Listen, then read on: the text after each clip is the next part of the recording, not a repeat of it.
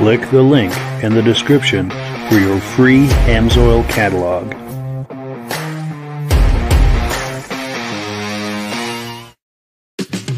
Before we get started, I'd like to give a quick shout out to some of our friends.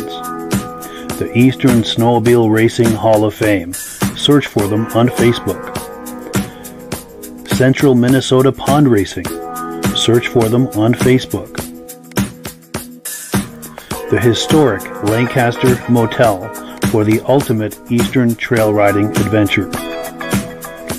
Crane's Snowmobile Museum at 172 Main Street in Lancaster, New Hampshire. The Vintage Snowmobile Club of America Quarterly Magazine. The Bridge Street Garage Racing Team, the house racing team of the Vintage Snowmobile Podcast. The New Hampshire Snowmobile Museum at Bear Brook State Park in Allenstown, New Hampshire. And lastly, if you decide to advertise with the Vintage Snowmobile Podcast, this could be your advertising message. Well, good evening and welcome to the podcast. I'm really glad you're here. I have a robust lineup of Vintage Snowmobile entertainment on tap for you tonight. We have guests waiting for us in the green room. We're going to get to them in just a moment. But before we do, I want to make sure that everything is working properly. So if you can see my face and hear my voice, I'm going to ask you to leave a comment. Let me know where you're viewing this from, and let me know whether you are a first-time viewer or a regular viewer. Now, to the first-time viewers, we thank you so much for stopping by. I hope you have a good time with us tonight and decide to come here each and every Thursday night at 9 p.m. Eastern Time. We simulcast to 8 different places. Wherever you're viewing this, just come on back here next Thursday night, 9 p.m. We'll have a very similar kind of experience here waiting for you. And to our regular viewers who are here week after week after week, you guys are the ones who make this possible, and we thank you so very, very much for that. We really appreciate it. Let's check some comments here, and we'll bring our guests on. Let's see, we've got our good friend David from Alaska Railroad saying, "Good evening, Mike and podcast friends." Cool deal. Now, David says, "I'm trying hard to send you some photos I took at the track and sleds in the museum in Eagle River, Wisconsin." Very cool. Well, let's touch base on that tomorrow and get that figured out. And I thank you so much for thinking about that and for wanting to send me some photos. I cannot wait to see them. Stacy and Art Fosler, regular viewers from Platkill, New York. Thank you so much. They're saying we look good and sound good. Rick and Katrina Dumont, regular viewers loud and clear in Albion, Maine. Brian Van Heverbeek, regular viewer from Mountain Bridges. I think he's in Ontario, Canada, if I'm not mistaken. Tim Wagner from Middleburg, Pennsylvania says, "Great show." And Richard Brazo, regular viewer from Coleman, Wisconsin, says, "Hello." Very cool. Well, let's not keep our guests waiting any longer. Let's bring our friends on here. We've got Josh Leviker and Rob Hilditch. How are you guys doing tonight? Good. I'm doing good, Mike. And yourself? Very well, thank you. Very well. Cool. It's good to have everyone here. So we've got our friend Josh Leviker on tonight. And I have to say, it's a pleasure to bring him on because he and I had been messaging all last winter about a project sled that he had going on. And I'm going to tease you a little bit and not tell you what it is. It'll be well worth the wait a little later in the program. We're going to take a very deep dive on all of the nuances of that project because he and I had a chance to meet over the summer at the VSCA show in Old Forge, New York. Now, as Josh is also involved in some vintage snowmobile shows. Josh, can you tell us a little bit about some of the shows you've recently put on and what's on the horizon for you? Yeah, this year we did the second annual Northern New York Vintage Snowmobile Show and Swap. It was the old Boonville show. Got to know Wedstad very well over the years. And last year we worked closely together. The Boonville show went to Turin and it really took off. It was we had over 200 last year, and this year really promoted it, and it really was a great show with vendors, swaps. We had 219 in this past year's show registered, and it's Labor Day weekend again next year, and look to hopefully have the same number, if not more. Wonderful. Mark your calendars, folks. If you're within driving range of Turin, New York, next Labor Day weekend. And is that the Saturday of Labor Day weekend, or is it the whole weekend? Or it's a Saturday. I believe that's September 2nd. Don't quote me on the date, but it's Labor Day weekend, and it's about an hour and a half north of Syracuse, New York. So wonderful. Yeah, mark it on your calendar, friends. Any questions about that, Rob? Or feel free to. That's a good turnout for a show. Yeah, we had 219 registered in the show. Probably another 100 on display, and we must have had 50 vendors in the corral there for the swap area. I mean, it was packed. We must have had over 500 spectators that came through. We had I believe 4 Canadians came: New Hampshire, Michigan, Ohio, New Jersey, Connecticut, Maine. It was a big show. Yeah. From every direction, it sounds like. Now, every year you have a special class or something? We do. So there's 26 classes, and then we have People's Choice, Best in Show, and then the Fireman Choice, because it's a co-host between the Turin Ridge Riders, which is I'm our vice president of, and the firemen. So, and I'm our village mayor, so we kind of share the grounds with the firemen. So it's a good venue. It's a good area. And it's good for the area. It's good for the community. It's a good fundraiser. Yeah. Very cool. Very cool. Now, behind the scenes, I think a week or two ago, Josh shared some images with me from this event, and I put them into a little montage with some music under it. Let's take a look.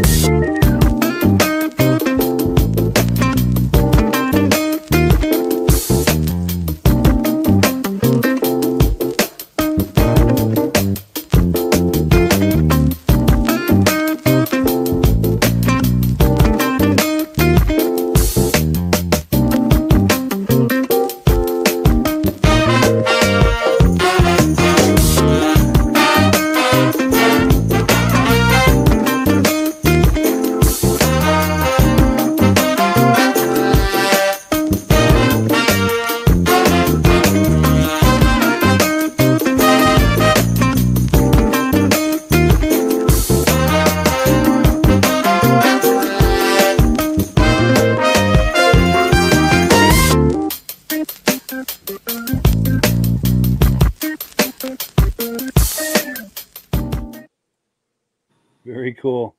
Yeah, in case you're just joining us, we're just looking at some footage from a show that Josh Leviker had organized over Labor Day weekend out in Turin, New York.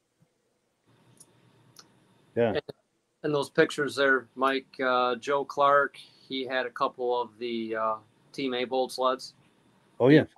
People's Choice, and then that boa ski. He was a gentleman from, he was a Canadian, made the trip across the border. He won Best in Show with that boa ski that was in one of those photos. And that was a nice boa ski. I've never seen one in person, only in magazines. Same here. That must have been one of the last years they were doing it with that color scheme and a modern looking body like that. I think so. That's got to be like a 73 or 74. And then he had that red boa ski behind it, which was an early 70. But yeah, he had more than just those two sleds. He had some nice iron there. Nice. Most people have more than one collection. Yeah. Yeah, for sure. How about that guy with the Cowie? Is that a limited production? The cow, which 500 Cowie, it looked like, motorcycle with yeah. He's from Central New York, and that was actually a factory kit. The track kit. That was called if you look on the bottom left, it's called the Snow Job. That was a factory bolt-on kit. Yeah. Oh, I thought it was one of a kind built. It was a factory kit, probably not many of them. It didn't pivot or anything, which I could see why it didn't take off, because you went in a straight line, I think. Yeah, overriding that ski a lot, I bet, huh? Yep. Was that a twin track or a wide track, or what was going on underneath it? That was a twin track. And it had, I want to say, 2 sprockets on it for the drivetrain. It was very interesting, but it didn't pivot. It was more, a lot of pressure up front to steer. Yeah. Seems like that would put a lot of torque on those forks too. That's probably one of the first things to fail, I would imagine. But it was there was a lot of rare iron that was there.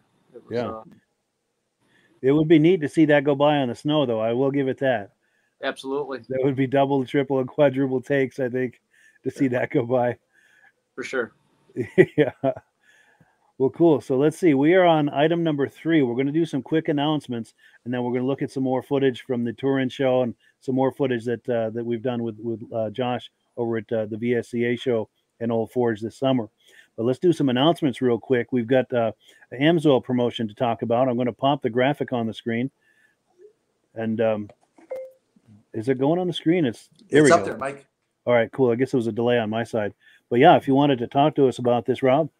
Anybody who wants to become a preferred customer, you can get the best price available by an AMSOIL. You save 25% on all the products. You order $100 worth, they ship it right to your own house. And usually if you order $100, they give you a $5 gift card towards your next order or to your next registration, or buy a t-shirt or whatever you want. But until October 18th, they're offering you a $10 certificate. Just a quick little promotion, trying to get more people to order this time of year. So if you want to know the best possible way to buy AMSOIL, get a hold of Mike. You can email them right through this account, and by becoming a preferred customer, you order $100 worth, you get free shipping on your birthday. They send you an extra $5 for order $100. You get the $5, and helps covers the cost of the membership, or you use it towards buying an AMSOIL t-shirt or something, or your next order.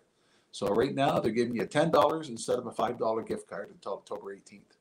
Yeah, that's an incredible value. And on top of that, you're also, as a preferred customer, you're getting the deepest possible discounts that someone can possibly get from AMSOIL. So it's an unbelievable value. There are links in the description. Just click and you can sign up for a preferred customer program and take advantage of those discounts right away, as well as that double your 5, if you will, a promotion. I don't know if that's what they're calling it, but that's what I'm calling it. But yeah, it's a great value for sure. So let's see. We are on item number 4.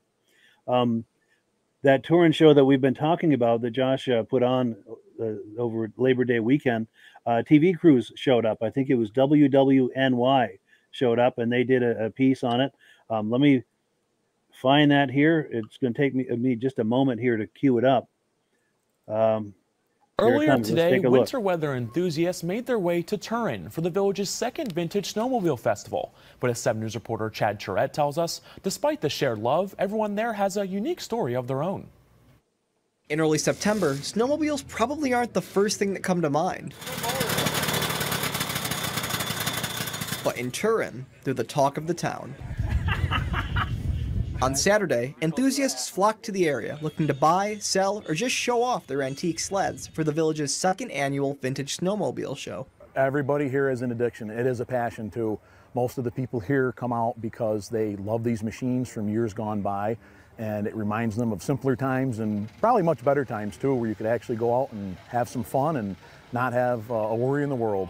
The event comes as a joint effort between the Turin Ridge Riders Snowmobile Club and the Turin Volunteer Fire Department, who cooked up a feast for attendees. Whatever we make from the event will be split between both organizations. So. Some of the sleds here have quite a story behind them. Take Garrett Coe's 68 Arctic Cat Panther. It started out as spare parts in a bushel basket that he found in Cortland, New York. And look at it now.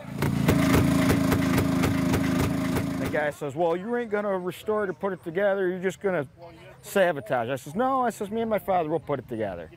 Well, I've never seen that guy since, but if I did, I'd say, hey, remember that sled? Because it's right there.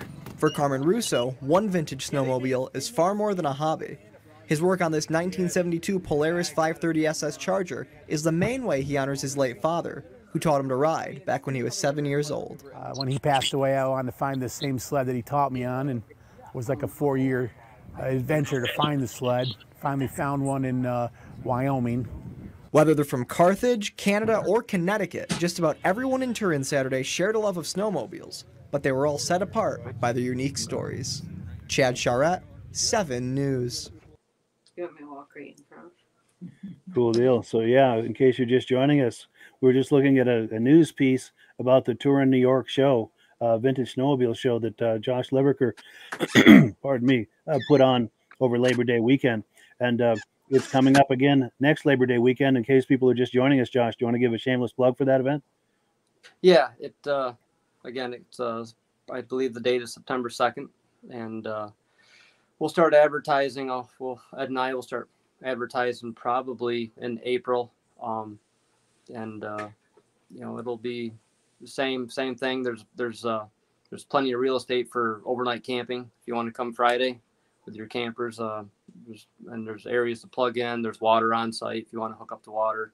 Again, a lot of real estate, a lot of motels close by. A lot of our local supporters, the Edge Motel, they have 110 rooms, so their availability is pretty good that time of year. As you get into the winter season, obviously they fill up, but a lot of restaurants nearby. The ski slope is right down the road. You can see it from there. You got Old Forge, half hour away. Tug Hill is right there at our doorsteps. There's a lot of activities. It's a good show, and it's going to grow. I can see that happening. Yeah, that's wonderful. That's wonderful. Now, that clip we were just looking at, that news clip, Rob, did anything catch your eye in there? Oh, there was one machine there. It looked like it had a cover where you closed it over top of the roof. What was that? That I don't know what that was. I thought that was a rescue sled of some sort. You're talking the white one? Yeah. Kind of. It looked like maybe it had a heater inside or something too. So yeah, it was in the Forgotten Wonder class. We have one of those classes, and it wasn't. It looked factory, but it wasn't. But I don't know. I never got a chance to really go over and look at that sled. That news guy did a really good article for you. Yeah. You should get him to redo it the week before the show to get people to come out. Yeah, he was there for probably 2 hours. He did a lot of footage to kind of get into a 2-minute video. Yeah. I was impressed too. A lot of times news people come to these shows, and a lot of times they don't completely grasp how much the memories are such a big part of why people go to these shows, attend these shows, buy these older sleds. And they really try to capture that in that news piece. I was impressed with that. Yeah, there's a lot of history there. And again, we're only 10 minutes north of Boonville, where you had the Adirondack Cup.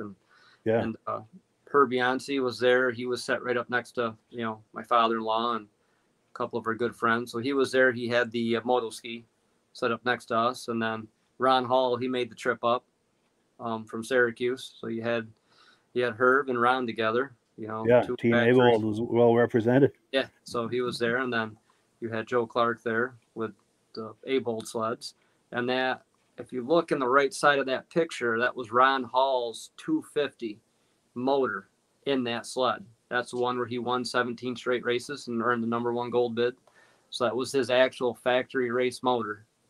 Wow. On site on that #4 Porter Hood EXT. I would have liked to see that. Yeah. Yeah. So it was pretty neat that was his actual motor where he won 17 straight races with it. And he won the Boonville Adirondack Cup in 72, and Herb won it in 78 with the mailbox cap. Very cool. With the first IFS suspension for the cap. Well, I say first, but in 77.5, they had the IFS when they were kind of chasing Polaris. Sure. Keep sure. up Yeah. with Boonville was a big deal back then.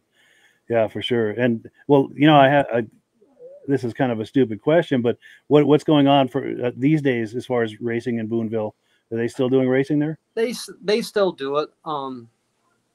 They've had, because of COVID, obviously, but I think 10 years ago they brought it back, but they've had some weather. We've had the warm spells in January, February, where you have the warm spells followed by rain, so they've had to cancel the event sometimes. They do get the racers, but I think as you see it across the country, it's the spectators. It's not what it used to be. You could see pictures of Boonville with 3,000-4,000 people, lining the snowbanks. Yeah. But they're trying, but they do have a good group of people down there, and they do bring the racers. That's for sure. For sure. Yeah, we have the same problems up here with our vintage racers. Get a lot of racers come up, but not the crowd. Yeah. But I think it'll be coming around. The vintage or anything antique or vintage is really starting to, I myself, we have the modern muscle class, which is the 80s, that's what I started to drive, and that's becoming a class. That was the second biggest class in the national show this past year, and that was the second biggest class here at the Turin show. That had over 30 sleds in it. Wow. So that's the era where people were their first sleds, and those parts are readily available now for the XCRs and the Indy 400s and late mid 80s, late 80s LT grays. So those are becoming a hot item. Nice. Another thing I noticed in that piece was that interview with Garrett Coe. I had a chance to meet him and interview him at the Old Forge event, the VSCA event in Old Forge this summer, and I'm looking forward to bringing those interviews on the podcast in the coming months. So do look forward to those. I got a great interview with him. He brought some amazing sleds and got a great interview with him. You see the one with the basket one that he rebuilt, the Arctic Cat? Yes. Yeah. Him and his father have some good sleds. And didn't he have a Budweiser themed sled? I believe he did. Yeah, he did. I've got an interview with that, but I talked to so many people that weekend that it all becomes a blur, But sure. Now we've got some comments coming in. Let me find my spot here, and I think Roger Cormier from Winnipeg, Manitoba says, "Nice to see the podcast again. It's actually snowing right now in Winnipeg, Manitoba today, so it's coming, folks. It's coming, folks." So Roger, when you finally are able to do some yard riding, when you've got enough snow for some yard riding, if you get the vintage sleds out, we'd love it if you could run some video. Just hold your camera horizontal like this for a wide shot. We would love to see some drive-bys in the yard if you've got any kind of vintage sleds. If you do that sort of thing, we would love to see it. Now, David from Alaska Railroad says hello to Josh and Rob. Hi, David. Hello. Now we've also got someone on Facebook saying, "Sorry we haven't attended last week. Was in Canada picking up our race engine and then straight to New Hampshire for Epping. We were exhausted." I totally understand, but we're glad to have you here this week, and hopefully you're able to catch last week's episode after the fact. Because the cool thing is, once we record it, it's not going anywhere. It's there for posterity for everyone to enjoy. So what kind of engine did he pick it up, and where did they pick it up? Yeah, excellent. Good question, Rob. Yeah, if you're listening to that, please fill us in. We would love to hear. Is it for oval or drag racing? Yeah, for sure. Fill us in with the whole lowdown on that. My daughter's second snowmobile, I bought it. I traded a guy a quart of oil for it. And Really? 2 years later, he came back and he said, "You put that thing all," it was in a basket. He said, "You put that all together?" I said, "Yeah." That's amazing. That's amazing. Cool. And then we've got someone else, a Facebook user, saying awesome show to Mike and crew. Very much. Thank you very much for that. David from Alaska Railroad says, very nice photos. He said those TXs got him boiling. Cool. So that must have been that photo montage from I'm drawing a blank. I apologize. From the Turin show. Thank you. I kept thinking Truman, and I knew that wasn't right, but and I would just get stuck on that. But anyway, Mark Gosso says hello to Mike and Rob, and to Josh as well. And then Roger Cormier says excellent display of vintage sleds at the Turin show. Awesome. Thank you for showing. And yeah, thank you so much for that. We appreciate that. And we'll check back a little later and see if we've got any word on the sled that those people were picking up. So let's see. We are on item number 5. So now we're going to look at some sleds that Josh was showing me at the Old Ford show in New York. Old Ford New York show, the VSCA National Show over the summer. He was showing me some of his sleds there. Just takes me a moment to cue this up here. This is it right here. Let's take a look.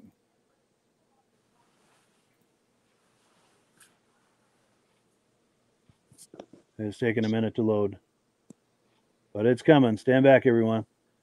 Oh, it says, I lied. It says the device is having trouble loading the video. All right, gotta love technology. Let me try it again here. See if we. This is your father-in-law's sled, you said? So this is my father-in-law's 74 Tiger. It's a 295 track tune. Yep. Him, his brother, and a good friend, they all bought 74 Tigers in the end of 73. Right local where we live.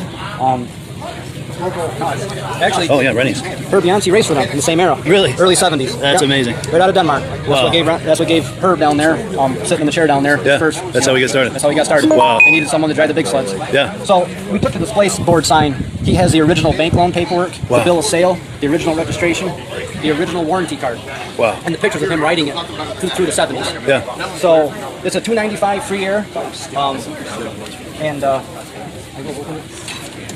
The 295s, again, are hard to find pistons because they were in the 295 free air class made for racing. Yep. And it's a consumer race model, if you will. Yep. Kind of a spin-off of the 290 EXT motor in 72. So they made a 295 consumer, and they called this the track tune. They made a 340, 295 track tune, a 400 track tune, and a 440. The track tune models have the diamond seat, so the 295s and 400 will have the diamond seat. Yep. The skid is a little shaped a little differently, and they also came with the race tether. Oh yeah, sure. Similar to the EXT. The EXT has a round kill switch. This is a triangular kill switch. Yeah. But if you see, those are his insurance stickers. Yeah. From 74. That is cool. Still on and the I remember sled. seeing these too. That's original. That's original sticker. That's cool. And we just painted the skis. A lot of polishing and cleaning. So this his son blew this up, I believe, in the late 80s. Yeah. And it sat in his garage until the late 90s. He actually sold it to Jamie Burgo. He's a local oval racer. All right. Jamie went to race it, found how hard the pistons were to find. That's before whole social media, so it sat in his barn. Yeah. We got into vintage racing thanks to a good friend of ours, Skip Albanese. And Dave, my father-in-law's down there with Herb. He's following me to the show, sees the Tigers, and I wish I could find mine. I'm good friends with Jamie. Jamie says he still has it. I bought it from Jamie with the original registration card that my father-in-law signed over to Jamie, and Jamie never signed it. So a good friend of mine, July 3rd, we went and got it, and me and Skip Albanese, a good friend of mine, got me really into this. I can blame him for that.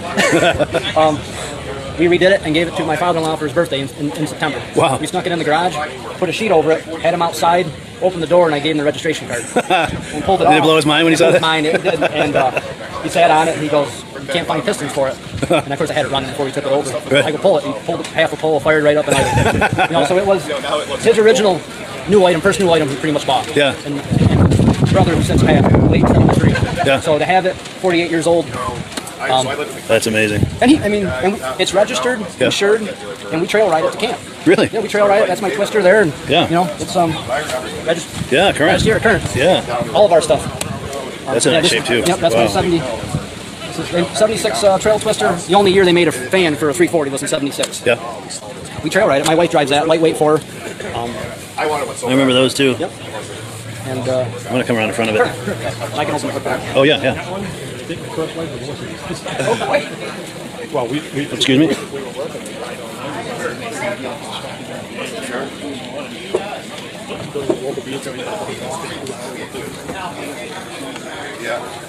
if everybody made it? So 340s, what's hard, it's not super hard to find, but these rubber grommets around the plugs are hard to find. Back in the day, you change a plug, who would have thought you'd want to save these? Yeah. But, the air boxes for a 340 fan are harder to find because the 340s have a longer snout on the air box. The 440s had a bigger card, so the snout was narrower, shorter. Okay. So I actually bought 2 air boxes before I learned the snouts for the 340s were longer. Oh, wow, trial and error. It was a 1 year only. Sure. Because they only made a 340, and this is on the Merc registry. It's the only one in New York. Really? Wow. That's cool. And it's got, Yeah, no, it was fun. It's got 4,200 miles on it. Yeah. Like I said, I did it 75 here. Yeah. Wasn't Beautiful. I spent a lot of time on it. It's a nice piece. Yeah, for sure. It just wasn't done. Everything we have, we drive. That's cool. That was a little screamer. Yeah, next time you have any of these on the snow, please take some video. Yeah, no, we are. And I had my cross-country cat here, but we pulled that out last night just to save on some loading. Yeah. And we do. I got a nice cat cutter that I redid. Yeah. We put our kids in it and drive around. I got a cheetah. So. Sweet. But this one kind of started it, and then it That's what got the ball rolling. Evolved from there. That is cool. Yeah, it's nice to finally see this in person because I know we've been messaging on this for a long time. Those are, I've had a lot of compliments, but again, I got to thank the people that helped the parts, and Jason Palmer, really, he come to the end on that and finished the assembly for me. Nice. I was just pretty much parts, steps on which to go, and his craftsman work really came to play on that. Yeah. So, Cool I know deal. he's a big Yamaha guy, and he's never done a cat, but he said, I'll finish that for you. That's great. So, well, cool. Again. Yeah, I appreciate it. We're going to wind down this segment, but we will catch you on the other side for the award ceremony, and that is at noon. What time have we got now? 10 after? A little time, but yeah. Well, thanks for viewing, everyone. Cool. Yeah, some beautiful sleds, Josh.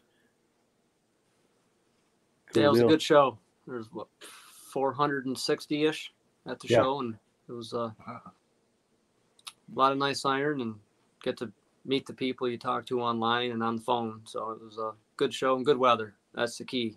It was hot Saturday for sure, but it was good weather. Ed put a good show together.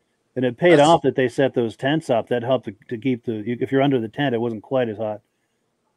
It paid off, and it was well organized. The tents were labeled, and I helped judge that Friday evening. And Ed and Susie, they had everything labeled for each class, and they actually had it in descending order where you judged outside first, and then you went inside, because you judged in the evening if you were losing daylight. And judging was finished Saturday morning as well, but it was very well organized. Sure. Did you have something, Rob? Were you about to ask a question? Or? Oh, I like the story, like when people really use their snowmobiles, just don't have it on display like in a museum. That's good that the guy really takes it out riding. Yeah, that's where they're meant to be. Yep, and I think it gets her exercise basically. It keeps everything moving, and we drive. His camp, or my father-in-law's camp, is probably 10-12 miles up, 10-12 miles back. It feels a lot longer than that, but yeah, it's fun. Good to get a good solid ride in. Yeah, yep. That's cool. You get a chance to really experience them. Cool deal. We've got some comments coming in. Let's take a look here. Yes, Chris Humble says the Turin show was great. And my good friend Virgil Shaw, Virgil's been on our Muscle Car podcast several times. He said that's a nice looking sled and a cool story. He says, very cool. Glad to have you on the Snowmobile podcast, Virgil. This is great. Cool. And David from Alaska Railroad says a nice twister. Stacy and Art Fosler says they definitely have to go to the show this year. Absolutely, because they live not too far away. I know that they had hoped to get to the old Ford show, but there's something had come up and they weren't able to, because I was really looking forward to meeting them at that show, but just something had come up and they couldn't make it. But very cool. Very cool. So we are about to, unless we had any more on what we just looked at. Did anybody have any more on what we just looked at before we shift gears? Or? But what was interesting with my father-in-law's sled, his one of his good friends and his brother, they all went down at the local cat dealer, which there was many of them. Whoever had a lawn mowing shop had a cat dealership back in the day, and his brother got the 340. His friend got the 440. He got the 295, not knowing. I mean, they made, I believe, 3,000 295s, but not knowing later in life the 295s, they were, I forget what stock, whether they were stock D or whatever for racing, but they were a very good competitive stock sled.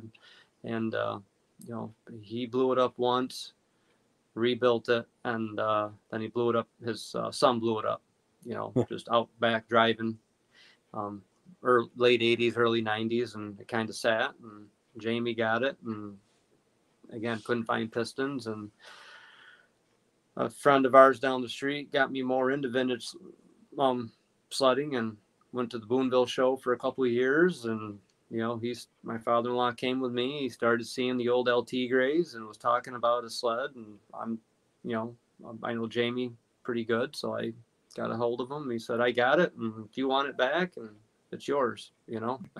So went down the day before July, 4th of July, picked it up, and as we said on the camera there, we gave it to him for his birthday on mid-September.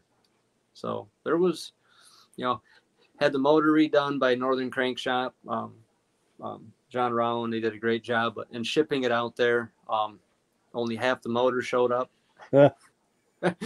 Half was missing in shipping. The package showed up, you know, within a package. It was ripped open, so it was chasing down parts and things of that nature. And we got we got her together. It turned out good. Pretty much, it was crunch time. Sure. That must have blew his mind to see that finished. He did. He didn't know what I was giving him, which was a registration card, you know, sure. And he was, probably 60, 65, 66 then. And it was 8 o'clock at night, so it's dark out, you know, and then pulled the sheet off it. And, you know, it blew his mind, and looked it over, and he did pick out one thing in the front right corner of the cowl there. The fiberglass is cracked, and I don't know what happened when Jamie picked it up or when we picked it up. He's like, that was not like that when I sold that to Jamie. You know, he knew that little chip in the cowl there was not there when he sold it. So looking for a flaw. But no, it was I think it's got 2,100 miles on it. So and again, he just found the bank paperwork to the local bank, you know, you know, put a down payment on it, and I think it was $1,300 back then, brand new. So the warranty paperwork had a recall on the track. Those cleats were bonded on the 295s and 400. They were molded in the rubber. They weren't riveted. So there's a recall on that. He had all that, and it's a very nice original piece. That's cool. That's cool.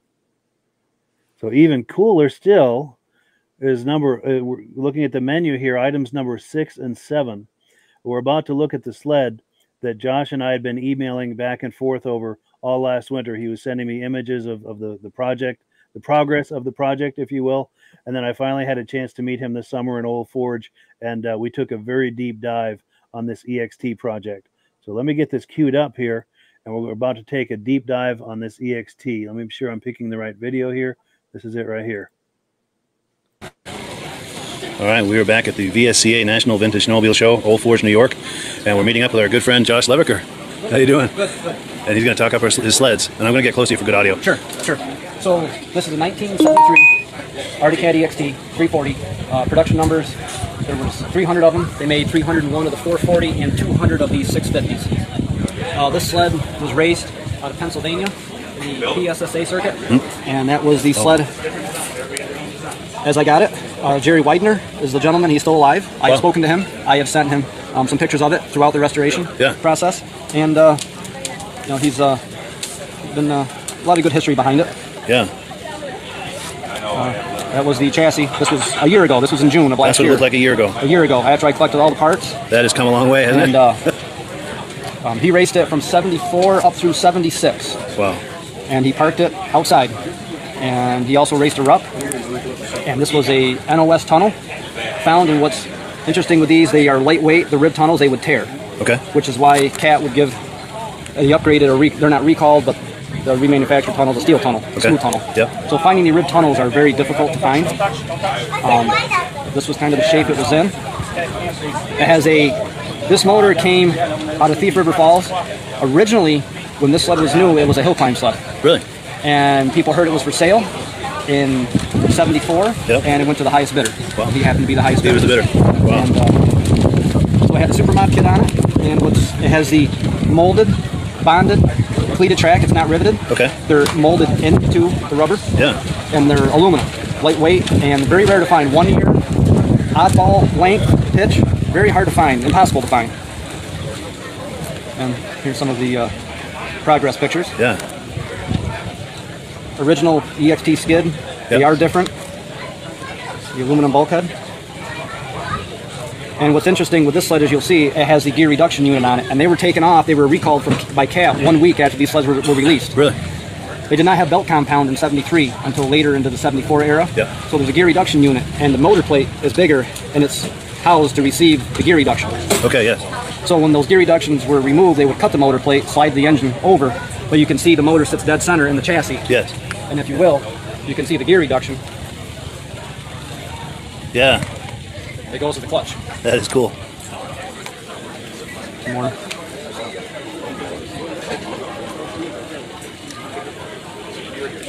The big medallion tack, those are very hard to find. Yeah. There's a shot of the motor when it was done. Yeah. The gear reduction. Sure. Very, very odd to see. Yeah. And the round shaft clutch is also in '73 only for this sled. They made other round shaft clutches, but these were recalled by CAT as well. Yeah. So having this assembly is rare in itself, and rare to have the, the medallion tachometer. Yeah.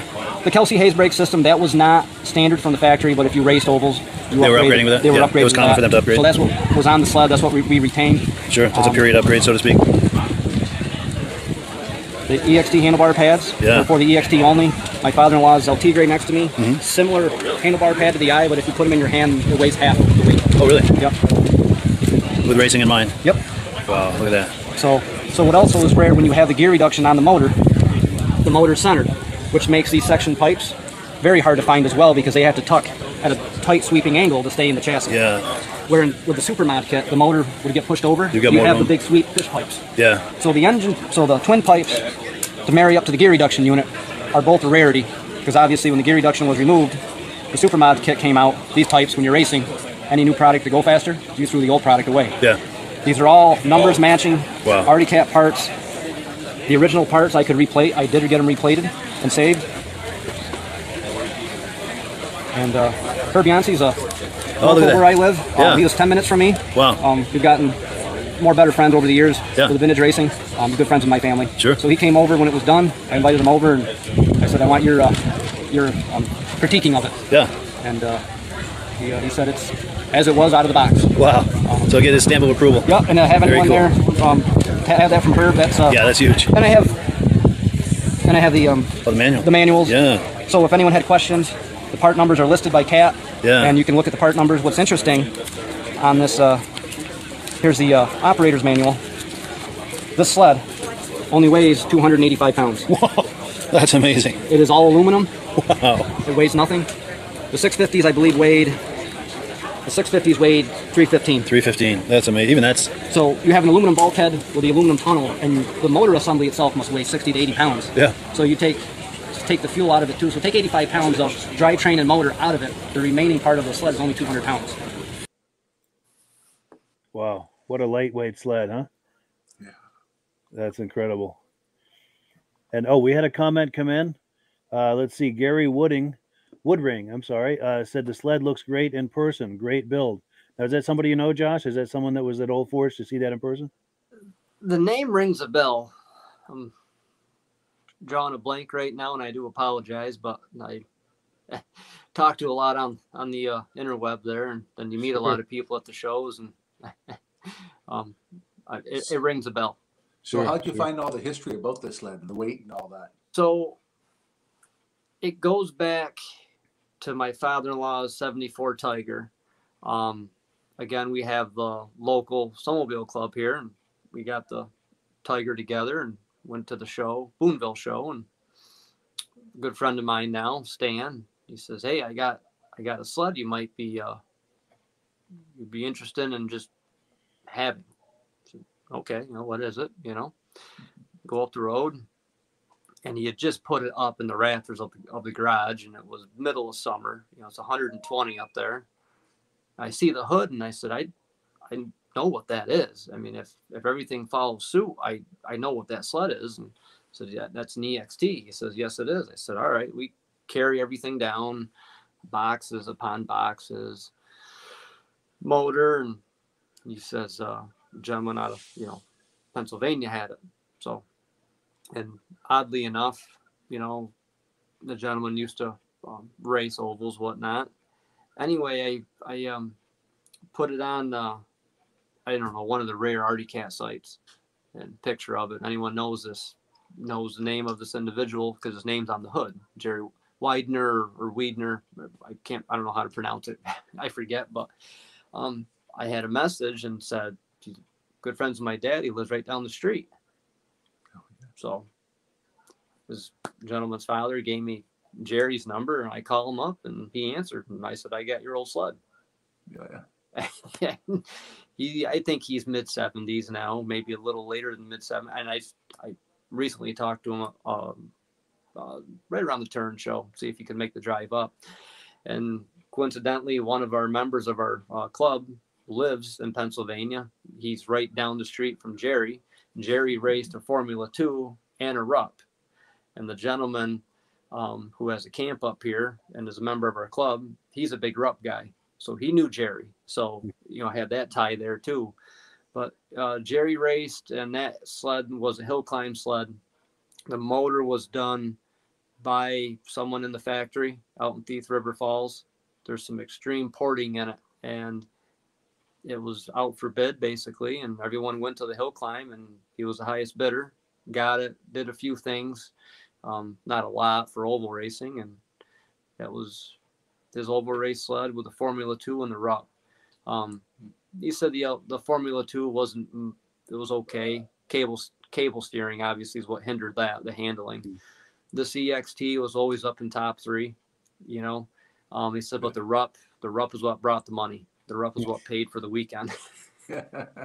He won't let that go. He still has that sled. The Formula 2, he said it didn't handle, it didn't corner, so he got rid of that. And those are, they say 200 were produced. I hear 125 were actually produced, but the Formula 2s are pretty rare. Yeah. Lucas Bristol's the only one that I know of that I have seen on the internet and seen in person. He took third with it at the unrestored class at the national show.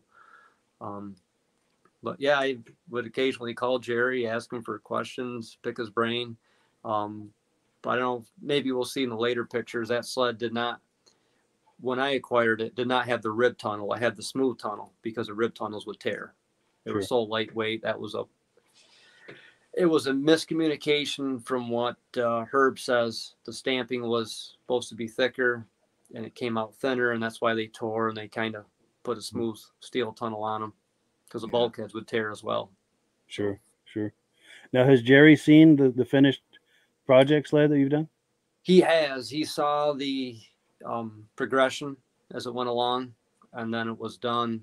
I sent him, a dozen photos of it, and he was, shocked by it because it was a nice. Obviously, when you're racing, it's not all about show, but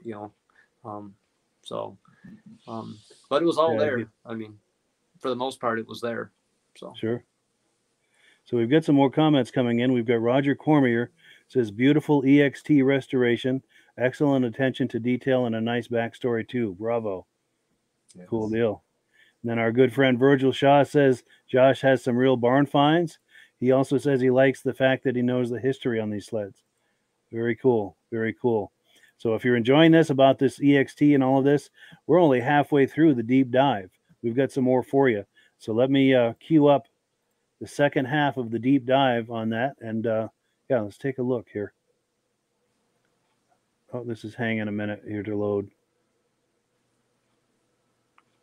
I don't dare click it twice.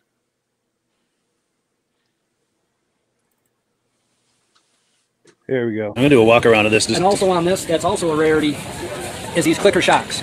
Oh, wow, so you have some adjustability there. Yeah, 73, yep, firm, normal, and soft, and the cat part number.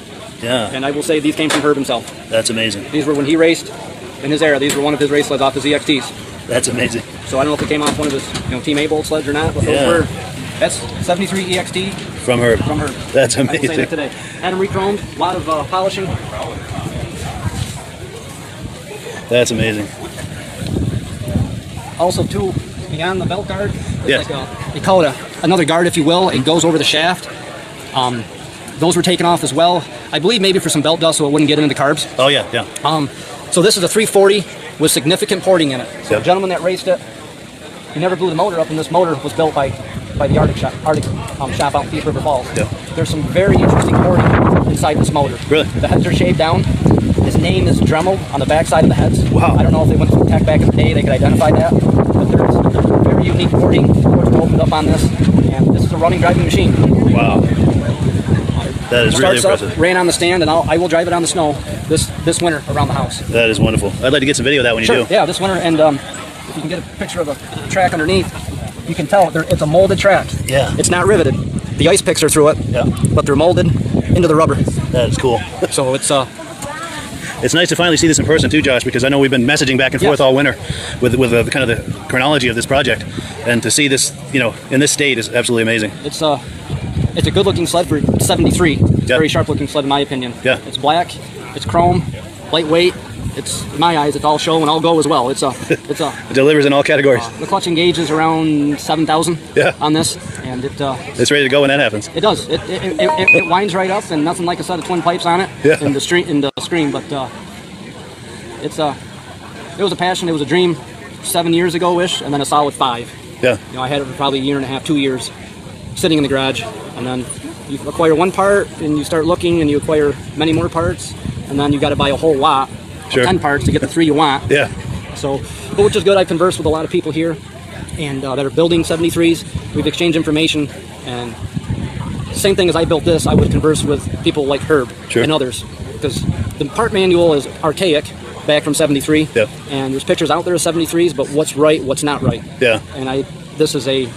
And you've got someone who lives near you who was there at the time, who knows, who's knowledgeable. Verify that. Yeah. And it's so you can make sure that it's correct. And like these J hooks here, if you will. Yes. If I go around the stirrups, they were from the original piece. Wow.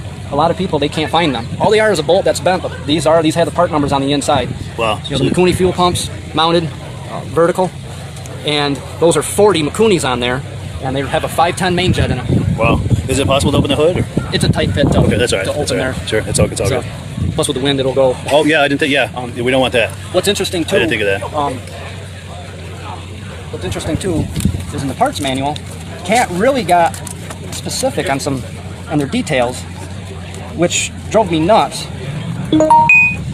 The throttle lever, you come down, and the hand throttle lever is a 109 510, and you see it's specific for a 340. Yep. And the 440 and 650s are a different part number. Yeah. The 340 has a different throw to it. Okay. Yeah. You would think a 74 LT gray throttle lever would be the same. Black, plastic. Sure. Who would have thought the engineering was that specific? Wow. Because if you can't zoom in, you can zoom in on the part number. So it's almost like a different cam ratio or something, yeah. The part number's right there, and 109 510. Oh, so that matches what you have in the book. That's the detail. That is cool. That's the detail that's in the sled. I didn't obtain another throttle lever and try and grind it, file it to make it fit. You want one with the number, with the right number. And on the display, it got windy today, but I also, had the old. Oh wow! I remember seeing those back in the day. Yeah, I took it off today because it's been windy out, but. Yeah, that's amazing. Robert Palmer. Oh yeah, I know Robert. He was generous enough. He was generous enough to. He's a serious cat guy. Yes, he is. He got some of the nicest stuff, clothing, memorabilia. He's got the biggest collection of clothing I know of. I can't think of any collection bigger than that. No one else. I can't imagine. That man lives and breathes. He does. He does. But this is, everything. And I want to thank a lot of people. I'll say their name: Tim Lynn, Dave Shark, Matt Lynn. They were a lot of late night phone calls, text messages, messenger, and procuring parts from them. Where some people say I have them, but I won't let them go. Someday I'll build this. They were generous enough to see my passion in this, and saw that I was going to see it through, and were able to help me with questions and parts. Yeah. And it was very good. The last year was to get here was a long road. It came fast. Yeah. And I also want to thank Jason Palmer. These are his sleds, his right here. He's actually the gentleman over here. With the dolly? With the dolly. Okay, yeah. You can see him there. He was the one that finished the assembly on this sled. Oh, here we go. Skip Estes made a comment. He said this EXT he hopes gets the best of show. So I appreciate that. There's a lot of competition. I think there's 460 sleds here. This was the biggest class. The restored race, 71 to 75. It was the biggest class. I think close pushing 40 sleds, maybe more. Yeah. There's some nice pieces here, but this is every part number, every piece. Yeah. Mostly original, hand worked, redone. There's no repop stuff on this. This is 100%. The detail is down to the granular level. You know, it's that gas tank you saw in the picture. Yes. That is it. Wow. That is it. That old rusty tin can cut in half. You know, wow. This is an original hood. I mean, it's and Brown's Metal Mods, right in Lions Falls, right near Turn, 5 minutes from Turn. They do a fabulous job, and they did the paint work on this, the paint and body. Wow. Phenomenal guys down there. Get a look at that. Yeah, beautiful. Yep. Skis are 73 only. With the skis on the 73s, they're very similar to a Z ski, but the saddles on a Z will narrow up and come up for the narrow cigar shocks, if you will. Where the 73s, the spindle stayed wide all the way through, and they were a 1 year. Everything on this sled is a 1 year, one make. Wow. There's nothing else. So it's a real challenge to find parts and the things you need. And then to get into the, as you saw with the throttle assembly, they were specific not only for the 73 EXT, but engine. The 340, yeah. That's how tight they narrowed that down. And I didn't know that at the beginning of it. And once you get so far in depth, you got to commit and go the full. Yeah, for sure. Now, you know, we were talking a minute ago about Robert Palmer. I think his ears must have been burning because he's viewing. He says, absolutely beautiful. Thank you. Our mutual friend Robert Palmer. How you doing, Robert? And it is sold to the guy that to the guy that put it together. Yes. So, but again, I can't thank all the people. You know that again, the conversations, the late night messaging. You know, parts, this, that, the other, and that helps see this through. If anybody has a question that's redoing one or wants pictures, comparables, feel free.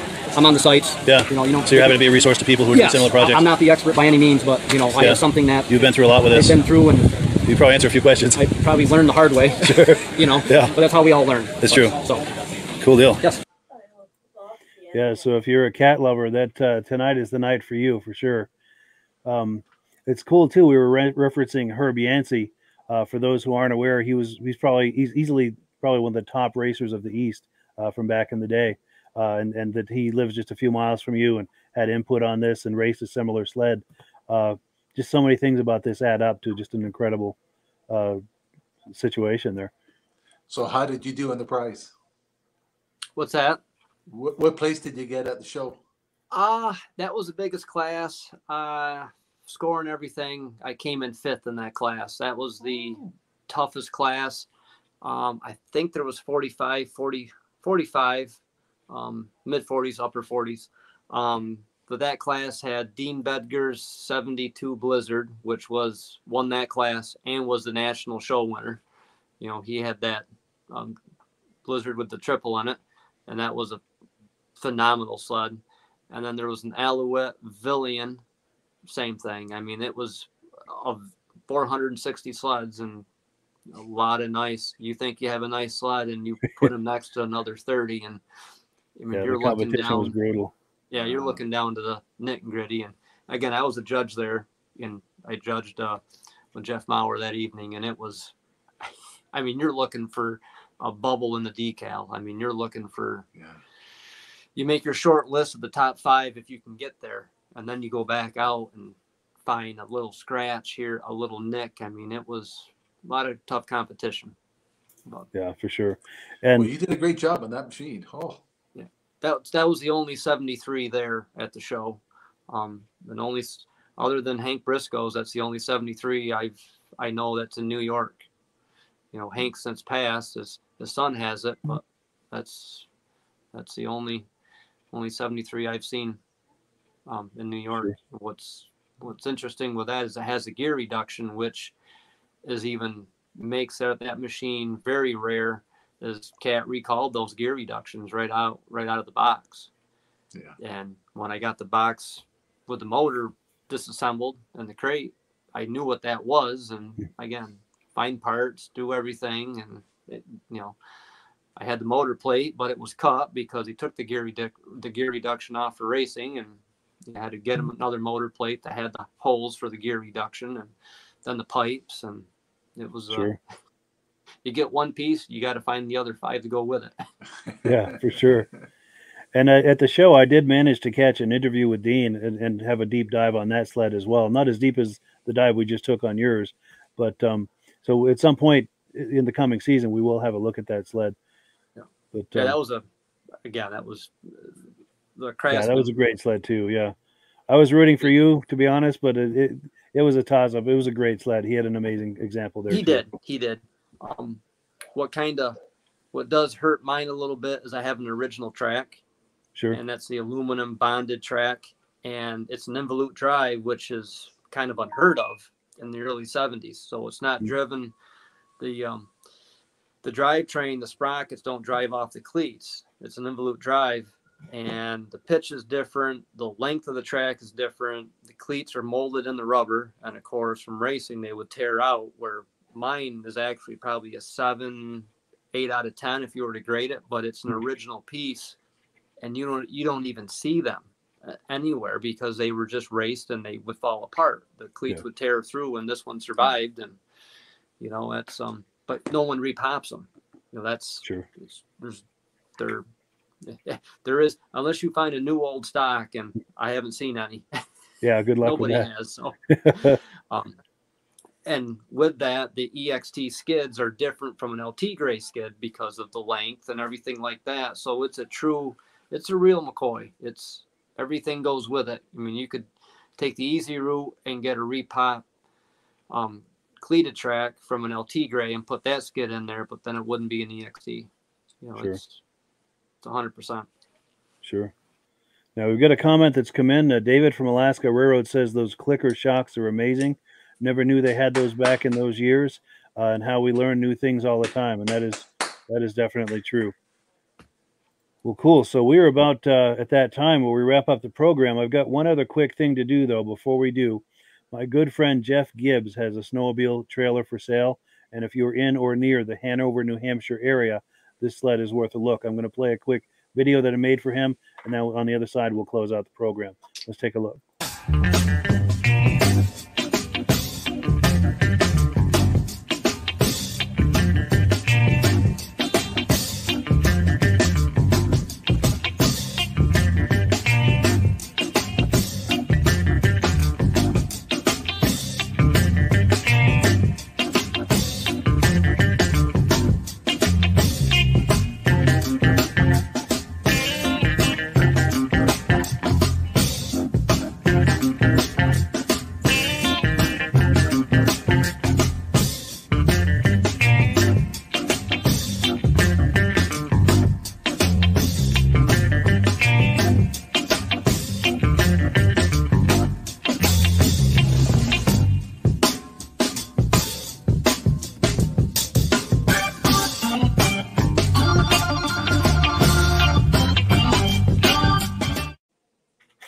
Cool. So if that trailer jumped out at you, give Jeff a call and he'll be happy to help you out with that.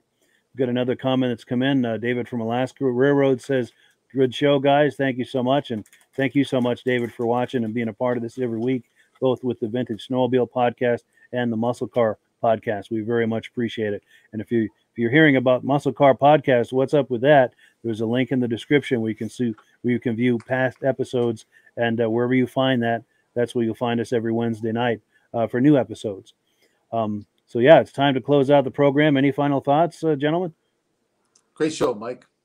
No, I appreciate it. And again, it was nice to finally meet you there in person. And then again, I can be a resource for others in the Arctic Cat side of things. Again, I'm no expert, but I've learned the hard way on parts and whatnot. What not to do and what not. Trial and error. But again, it's a small community, but yet it's a big community. There's a lot of people out there. Social media has made it very easy. Probably back in the day of getting a phone number and putting something in the mail with a postcard and waiting 3 weeks to see if someone has a part. Now you can message them and it's kind of instant. So much more immediate. Yeah. Yeah. And hopefully someone who's endeavoring in this kind of a project will stumble onto this and use this podcast episode as a resource for their project. Yeah. Again, like you said, hopefully they'll reach out to you and then I'll do my best to help them. And if I don't have the answer, I pretty much know the person that does. So cool deal. All right. With that, we wrap up another episode of the podcast. Thank you so much, gentlemen, for coming on, and to the viewers who've been with us throughout this whole podcast. Hope you had a great time. Join us here next week, 9 p.m. Eastern time. And as always, we give the last word to our friends at AMSOIL. Hello, everyone. This is Rob and Mike. How you doing today, Rob? I'm doing good. Mike, yourself? Very well. Thank you so much for coming on. I appreciate it. Now, today, we're going to be talking about AMSOIL. And in a few moments, we're going to show you how you can get the deepest discounts, free shipping, and free gifts when you order your AMSOIL products through us. But first, I'm going to ask Rob to give you a quick description of what AMSOIL is and why you should consider using AMSOIL products in your motorized vehicles. Thanks, Mike. AMSOIL is 100% synthetic oil. Everybody uses AMSOIL for a different reason. Some people like the benefits that AMSOIL is warranted for 25,000 miles or 1 year. The reason we can do that is because AMSOIL doesn't oxidize. It doesn't form the usual carbons, gums, sludges like petroleum oils do. That's why we can keep it in the engines longer. Petroleum oils never do wear out. They oxidize themselves. That's why they have to be changed at 3,000 kilometers. And AMSOIL likes the benefit that you only have to change the oil once a year. That saves some money. Some of the people like the benefit of AMSOIL is it's a slipperier type lube. By having a slipperier type lube, it cuts down friction and drag. By less friction and drag, engines run 20 to 50 degrees cooler, better gas mileage. Now, AMSOIL says 25% more protection than the industry requires is in the AMSOIL bottles. My average customer gets about 10% increase in gas mileage. That's a big savings. Yeah. And by cutting down friction and drag, for every 10 degrees you cut down the friction and drag, doubles the life of the engine. So by having the engine run cooler, it makes it last longer. Some people like the benefit of the range of the AMSOIL. AMSOIL's flash point is 425 degrees, and it pours at 50 below zero. Wow. If you ever tried petroleum oil when it's 10 below, it turns to honey. And in the summertime, petroleum oil thins out, and once it thins out, that's when it starts breaking down. So AMSOIL is an all-season oil, can give you better gas mileage, longer engine life, less maintenance. It ends up being cheaper over a year's time running AMSOIL than it is petroleum oils. That's amazing. That's amazing. And AMSOIL is available for pretty much any motorized vehicle, anything from lawn equipment, cars, trucks, boats, ATVs, motorcycles, snowmobiles. Yep. And a lot of people phone me up and say, well, what's the benefit of our gear lube? Exactly what I told you about the engine oil. It pours in cold weather, it runs cooler, makes the equipment last longer. And they say, well, what's the benefit of the small engine? Same thing. Makes the engine run cooler, last longer, better performance. So it saves on all the applications that AMSOIL has available. Wonderful, wonderful. So yeah, let's talk now. Hopefully this has convinced people to think about maybe joining us in the AMSOIL experience. Let's talk about some of the discounts and free shipping and how that all happens. I'm going to pop a graphic on the screen. And yeah, by all means, if you want to talk people through how this preferred customer program works. AMSOIL has a number of different programs. One of our main ones is a catalog customer, where somebody can order directly out of our catalog. If they order out of the catalog, they order $100 worth, AMSOIL will ship it right to their house. But our best program is our preferred customer. For only $10 for 6 months, you become a preferred customer. You save 25% on all the product. You order $100 worth, they're going to give you free shipping. You don't have to order a whole case. You can mix and match. Say you want 4 bottles of small engine, 7 bottles of 5W30, and a couple of gear loops. You can mix and match. You can order 1 bottle at a time if you want. There's no minimums, no maximums. By being a preferred customer, you save over 25% on all the products you're going to buy. AMSOIL sends you extra gifts, a $5 gift certificate on your birthday, $5 when you renew your account and stuff like that. So it's a good way to save on some of the products you want to buy. For sure, for sure. Yeah, it's an incredible value. And this is the deepest level of discount that anyone can get when ordering AMSOIL. Is that correct? It is. It is. Wonderful, wonderful. So let's take people through the step-by-step experience of placing an AMSOIL order. Then that would include signing up for the preferred customer discount, preferred customer program, so they can receive those deepest levels of discount.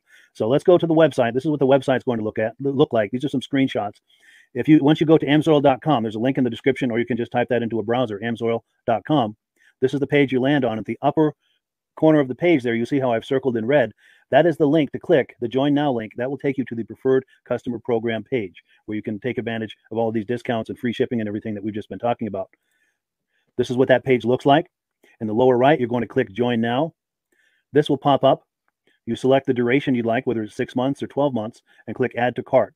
Now, once this pop-up goes away, you'll be back on the main page. And the upper left, you'll see where I've got that red arrow. It says Shop. Now you can start shopping for products, and on your very first order, you're going to get these discounts and the free shipping as long as it's over $100. You'll get all of these benefits right away. So once you click Shop, it's going to take you to the product page. There's different types of oils, lubricants, so on and so forth. For the benefit of this exercise we're doing now, I'm just going to click motor oil. It shows different types of motor oil. Let's click gasoline. Now this takes us to an item. It's their synthetic motor oil. And you can see the item there, and there's choices for different viscosities. But take a look at the price. Let's take a closer look. Let's zoom in. But if you've join the preferred customer program first, you're going to automatically get the deepest levels of discount. That's what we're looking at here. You're saving $3.80 on that quart of oil. Instead of paying $16.29, you're now paying $12.49 for that quart of oil. That is the deepest level of discount you can possibly get. And then you just add the quantity that you'd like. You select any other items that you're thinking about, add them to the cart. And once you click add to cart for the final time, you're going to see this come up at the top of the screen. It's going to show your items and your the total that you're at so far. Pardon me. And then you just click view cart in the upper right, and that'll take you to your cart. Take a close look here at the upper right. That blue box shows that you're getting free shipping. You're eligible for free shipping on this order because it's over $100. That little yellow box shows that you've got the preferred customer membership on your order that gives you the deepest levels of discounts for the next 6 to 12 months. And then below that, you've got the items that have been selected. For the exercise here, I selected 9 quarts of this signature series, but that brings us up over $100 for the free shipping. We're saving $34.20. And if you're ready to finish, you click checkout now, and that takes you to this screen here. If you haven't signed up with an AMSOIL account at this point, just click in the lower right to create an account, create a new account. It's going to ask you for some basic information, name and those types of things. Now let's take a closer look. You'll see this gray shaded box. This is a very important box. This is going to ask you if someone has referred you to AMSOIL. And if so, please enter my name. My name is Mike Lapierre. It's spelled right there on the screen for the correct spelling. And also the referral number, 304-555-94. That's how you make sure that Rob and I get credit for this. Now, in the interest of full disclosure, I have signed up for AMSOIL under Rob. So when you order using this referral number, Rob and I both benefit. So if you enjoy these podcasts that we're doing, this is a wonderful way to support the podcast, because when you order using this referral number, Rob and I both benefit. And the commissions I make go directly toward offsetting the cost of doing these podcasts. So I thank you in advance for that, for using my referral number. I very much appreciate it. And once you've done that, you just go into the next screen to enter your payment information, and you're done.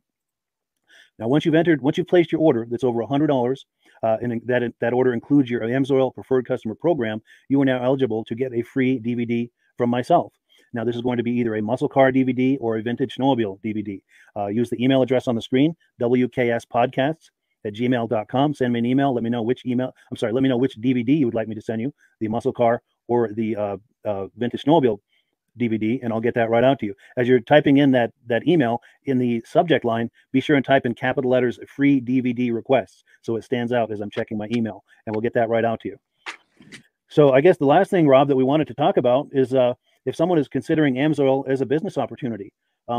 Yes. If anybody has a retail or a commercial account and they would like to buy directly from AMSOIL, just send Mike a line. He'll show you how to set up, and you can buy directly from AMSOIL. But if you are interested in starting your own part-time business, a part-time business that can grow into a full-time income, Mike and I will show you the AMSOIL marketing plan. AMSOIL has a large selection of products that cover almost every application. So it doesn't matter if you're into snowmobile, boating, or ATVing, or hot rods. We have an oil for every application. It's a fun type business that's I really enjoy doing. Where else can I go and have fun and make money doing it? And Mike and I are here to help you all the way along.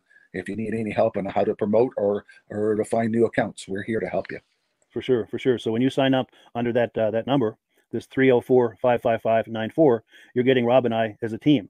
Now, Rob has been doing AMSOIL for 40 years. Can you believe that? 40 years. So he knows every aspect of this business, and he knows all of the ins and outs of the products. So he'll be able to help you with any kind of product questions or any kind of questions to show you the different business models that you can do with AMSOIL. And then the other thing that you get when you sign up under me is I've got a strong background in social media. So if you need some coaching on how to generate AMSOIL leads using Facebook and YouTube, I'm happy to coach you with that when you sign up under Rob and I.